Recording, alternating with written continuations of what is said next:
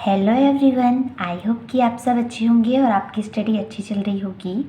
आज जो हम टॉपिक डिस्कस करने वाले हैं वो है scope and area of nursing research, जो कि बीएससी नर्सिंग थर्ड ईयर में प्रीवियस ईयर में बहुत बार क्वेश्चन पूछा गया है। तो चलिए देखते हैं कि स्कोप, और अगर स्कोप पूछ रहा है नर्सिंग रिसर्च का तो भी सेम आंसर रहेगा, और अगर एरिया पूछ रहा है नर्सिंग रिसर्च का तो ही सेम आंसर रहेगा। इसके इंट्रोडक्शन से स्टार्ट करते हैं। Nursing research encompasses a wide scope of scientific inquiry, including clinical research, health system and outcomes research, nursing administration research, and nursing education research. Thus, area scope of nursing research may be classified in following broad categories. मतलब जो nursing research है वो उसका बहुत ही wide scope है, जिसमें हम उसके स्कोप में हम किसके बारे में देखेंगे कि रिसर्च हमारी क्लिनिकल नर्सिंग प्रैक्टिस में कैसे हेल्प कर रही है, रिसर्च हमारे नर्सिंग एजुकेशन सिस्टम में कैसे हेल्प कर रही है, रिसर्च हमारे नर्सिंग एडमिनिस्ट्रेशन जो है उसमें कैसे हेल्प कर रही है, और जो हेल्थ सिस्टम है और जो हम केयर प्रोवाइड करते हैं उस केयर जो आउटकम्स आता है उसमें कैसे रिसर्च हेल्प कर रही है। तो ये सब ओवरऑल के बारे में ही हम स्कोप में डिस्कस करने वाले हैं, या एरिया की बात करें तो एरिया में डिस्कस करने वाले हैं। तो सबसे पहले आता है इसमें हम सबसे पहले देखेंगे कि रिसर्च इन क्लिनिकल नर्सिंग प्रैक्टिस, यानी रिसर्च हमारी क्लिनिकल नर्सिंग प्रैक्टिस में कैसे हेल्प करती है, इसका स्कोप क्लिनिकल नर्सिंग प्रैक्टिस में कैसे है। ठीक है, the scope of clinical nursing research may range from examining nursing intervention and experiences for health promotion, illness prevention and care for individuals, families and communities in diverse settings. तो जो nursing research का scope है, मतलब जो clinical nursing research का scope है वो क्या स्कोप है देखेंगे कि वेरी करता है बहुत, जहाँ में हम देखते हैं कि जो नर्सिंग इंटरवेंशंस है, मतलब एक नर्स जब पेशेंट को केयर प्रोवाइड करती है तो पहले वो प्लानिंग करती है, उसके बाद उस प्लान ऑफ एक्शन को इम्प्लीमेंट करती है। तो उनको कि उसका नर्सिंग इंटरवेंशन को एग्जामिन करने से लेकर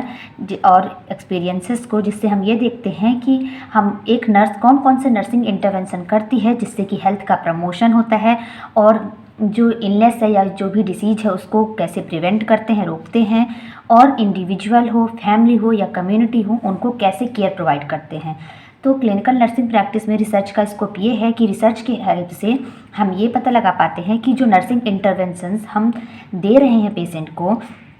जिससे उसका हेल्थ का प्रमोशन हो रहा है और जिस डिसीज़ से वो सफ़र कर रहा है वो डिसीज़ को हम प्रिवेंट कर रहे हैं, यानी रोक रहे हैं, और चाहे हम इंडिविजुअल्स हो या फैमिली हो या कम्युनिटी हो, उनको अलग अलग सेटिंग में जाके जो केयर प्रोवाइड कर रहे हैं तो वो कैसे हेल्पफुल है कि नहीं।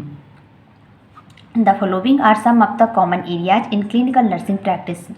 ये कुछ कॉमन एरिया है जहाँ पर हम क्लिनिकल नर्सिंग प्रैक्टिस को फॉलो करते हैं, जैसे कि हेल्थ को प्रमोशन, हेल्थ जो है उसको कैसे हम प्रमोट कर सकते हैं, हेल्थ को हमें मेंटेन करना है तो कैसे मेंटेन करके रखना है, और अगर कोई डिसीज है तो उसको कैसे प्रिवेंट करना है। मतलब जो हम इंटरवेंशन अप्लाई कर रहे हैं उस रिसर्च के थ्रू हम ये पता लगा पाते हैं कि ये इंटरवेंशन से हमें रिजल्ट कैसा मिलता है, इफेक्टिव मिल रहा है कि नहीं मिल रहा है। Patient safety and quality of health care, research के थ्रू जो हम क्लिनिकल नर्सिंग प्रैक्टिस प्रोवाइड कर रहे हैं उससे पेशेंट की सेफ्टी का हम पता लगा सके, पेशेंट को हम जो भी इंटरवेंशन कर रहे हैं वो पेशेंट को सेफ्टी के लेकर इंपॉर्टेंट है कि नहीं, और जो हम हेल्थ केयर दे रहे हैं उसकी क्वालिटी किस टाइप की है। फिर patient centred care and care coordination, हम जो भी केयर दे रहे हैं वो पेशेंट के सेंटर्ड है कि नहीं, मतलब पेशेंट को जिस टाइप की केयर की नीड है उसी बेसिस पे हम केयर प्रोवाइड कर रहे हैं कि नहीं, और जितने भी हेल्थ केयर मेंबर्स हैं या पर्सनल हैं उनसे कोऑर्डिनेट करके केयर प्रोवाइड करना। Promotion of health and well being of older people, अगर ओल्ड एज पीपल है तो उनमें हेल्थ का प्रमोशन करना और उनके वेल बींग को मेंटेन करके रखना। होम केयर, अगर नीड हो तो पेशेंट को होम केयर प्रोवाइड करना, और community health nursing care practice, community में जाकर जो कम्युनिटी के लोग हैं उनको नर्सिंग केयर प्रोवाइड करना। तो क्लिनिकल नर्सिंग प्रैक्टिस में हमने ओवरऑल यही जाना कि रिसर्च के थ्रू हम ये पता लगाते हैं कि हम क्लिनिकल में यानी हॉस्पिटल्स में जो भी नर्सिंग इंटरवेंशंस दे रहे हैं पेशेंट को वो इफ़ेक्टिव है कि नहीं, इफ़ेक्टिव कैसे कि वो हेल्थ को प्रमोट कर रहे हैं कि नहीं, जो डिसीज है उसको प्रिवेंट कर रहे हैं कि नहीं, ये सब पता लगाने के लिए। तो फर्स्ट तो ये हो गया।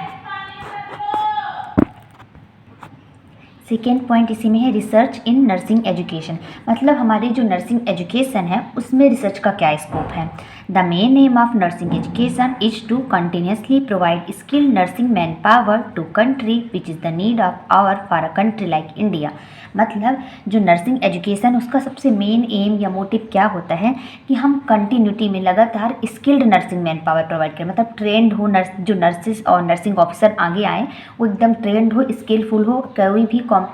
सिचुएशन आए उसको हैंडल कर सके, ताकि अगर कोई एमरजेंसी सिचुएशंस आए उस टाइम पे अगर जो हम नर्सिंग एजुकेशन के थ्रू जो स्किल्ड नर्सेस प्रोवाइड कराएंगे तो वो सिचुएशन में हेल्प कर पाएंगी। Thus, the scope of nursing education research is to develop and evaluate efficient educational technique and to find out new methods and theologies which are efficient in enhancing the learning among nursing students in classroom and clinical setting। इसका मतलब ये है कि जो scope है research का nursing education में वो क्या है, हमें डेवलप करना है, हमें ऐसी टेक्निक डेवलप करनी है, ऐसी थ्योरी डेवलप करनी है, या जो टेक्निक एजुकेशन में चल रही है या जो थ्योरी चल रही है उसका इवैल्यूएशन करना है कि वो इफ़ेक्टिव है कि नहीं। उस एजुकेशनल टेक्निक या थ्योरीज या मेथड्स के थ्रू जो नर्सिंग स्टूडेंट्स हैं जिनको हम नर्सिंग एजुकेशन प्रोवाइड कर रहे हैं, चाहे वो क्लासरूम में हो या क्लिनिकल सेटिंग में हो, तो वो स्किलफुल ट्रेनिंग मिल रही है उनको कि नहीं। तो हम नर्सिंग रिसर्च का अगर हम नर्सिंग एजुकेशन में बात करें तो हम ये देखते हैं कि हम जो एजुकेशन प्रोवाइड कर रहे हैं वो क्वालिटी बेस्ड एजुकेशन है कि नहीं, जो हम एजुकेशन की टेक्निक्स का, मेथड का, जो थ्योरी बेस्ड एजुकेशन प्रोवाइड कर रहे हैं वो इफ़ेक्टिव है कि नहीं, उसके आउटकम्स कैसे निकल रहे हैं, चाहे वो क्लासरूम में हम नर्सिंग स्टूडेंट को ट्रेनिंग दे रहे हों, चाहे हम क्लिनिकल सेटिंग में दे रहे हों। और अगर कोई इम्प्रूवमेंट की ज़रूरत है तो रिसर्च के थ्रू हम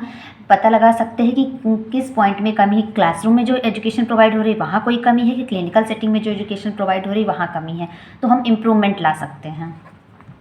थर्ड पॉइंट है research in nursing administration. Administration is one of the domains that need continuous investigation. Administration एक ऐसा डोमेन है जिसमें हमें लगातार इन्वेस्टिगेशन करनी पड़ती है, because nurse administrator encounter several issues and problems. क्योंकि जो नर्सिंग एडमिनिस्ट्रेटर होते हैं उसको बहुत सारे इशूज और प्रॉब्लम को फेस करना पड़ता है, दैट रिक्वायर्ड सोल्यूशन, जिसके लिए हमें सोल्यूशन की नीड होती है। एंड द सोल्यूशन में B obtained through research in this domain of nursing discipline. और वो सोल्यूशन हमें कैसे मिलता है, जब हम रिसर्च करते हैं कि उस पर्टिकुलर प्रॉब्लम पे, तब। तो रिसर्च इन नर्सिंग एडमिनिस्ट्रेशन में ये बताया गया कि जो एडमिनिस्ट्रेशन है मोस्ट इंपॉर्टेंट डोमेन होता है, क्योंकि एडमिनिस्ट्रेशन ही सारे नर्सिंग, जितना भी नर्सिंग का स्टाफ है, फैकल्टी, चाहे वो टीचिंग से रिलेटेड, सब कुछ मैनेज करके रखता है। क्योंकि अगर जो एक नर्सिंग एडमिनिस्ट्रेटर होता है उसको बहुत सारे इश्यूज और प्रॉब्लम फेस करने पड़ते हैं, उन प्रॉब्लम को सॉल्व करने के लिए सोल्यूशन की नीड पड़ती है। तो सोल्यूशन कैसे मिलेगा, जब हम उस पर्टिकुलर प्रॉब्लम पे रिसर्च करेंगे तो उसके बाद हमें सोल्यूशन मिल पाता है। तो इसलिए नर्सिंग एडमिनिस्ट्रेशन में रिसर्च इंपॉर्टेंट है। फिर फोर्थ पॉइंट हमारा आता है research in health system and outcomes of care. Research in health system and outcome of care is one of the important area of nursing research. मतलब research करना किसमें, health system पे research करना, और जो हम केयर दे रहे हैं उसका क्या रिजल्ट आ रहा है, क्या आउटकम आ रहा है, उस पर रिसर्च करना इम्पॉर्टेंट एरिया है नर्सिंग रिसर्च का। क्यों है वो देखते हैं। वेयर नर्स स्कॉलर में identify the success of presently existing health care delivery system, जिसमें जो नर्स के जो स्कॉलर्स होते हैं वो ये आइडेंटिफाई करते हैं या ये पता लगाते हैं कि जो अभी टाइम पे, प्रेजेंट टाइम पे जो भी हेल्थ केयर डिलीवरी सिस्टम में जो भी सर्विसेज चल रही हैं वो कितनी इफेक्टिव हैं। And models in the country, जो भी मॉडल्स चल रहे हैं हेल्थ केयर डिलीवरी सिस्टम पे, जो भी सर्विसेज चल रही हैं वो कितनी सक्सेसफुल हैं, कितनी इफेक्टिव हैं कि नहीं। And to identify the ways and means to develop affordable quality of health care to individual, family and community of the country. और साथ ही साथ वो ये भी आइडेंटिफाई करते हैं, ये भी पता लगाते हैं कि किस तरीके से जो भी मतलब हेल्थ केयर डिलीवरी सिस्टम में जो भी सर्विसेज या मॉडल्स चल रहे हैं उनमें हम किस तरह से इम्प्रूवमेंट ला सकते हैं, डेवलपमेंट ला सकते हैं कि कुछ थोड़ा इम्प्रूवमेंट ला दें, वो भी अफोर्डेबल प्राइजेस पे, ज़्यादा एक्सपेंसिव पे भी नहीं, जिससे हम quality based health care provide कर सकें, चाहे वो इंडिविजुअल हो, चाहे वो फैमिली हो या कम्युनिटी हो। तो हेल्थ सिस्टम में हम रिसर्च इसलिए करते हैं ताकि हम ये देख सकें, जो नर्स स्कॉलर होते हैं वो ये देखते हैं कि प्रेजेंट टाइम पे जो भी सर्विसेज प्रोवाइड हो रही हेल्थ केयर सिस्टम में वो इफ़ेक्टिव है कि नहीं, और अगर इफ़ेक्टिव नहीं है तो हम किस तरीके से उनको और एडवांस तरीके से डेवलप करें ताकि जो हेल्थ केयर सर्विसेज है वो क्वालिटी बेस्ड प्रोवाइड हो सके इंडिविजुअल को, फैमिली को और कम्युनिटी को। तो ये research in health system and outcomes of care 4th point हो गया scope and area of nursing research का। सो हमने overall scope and area of nursing research complete कर लिया है। आई होप कि आपको मेरी वीडियोज़ पसंद आ रही हो, तो please like, share and subscribe करना ना भूलें। Thank you.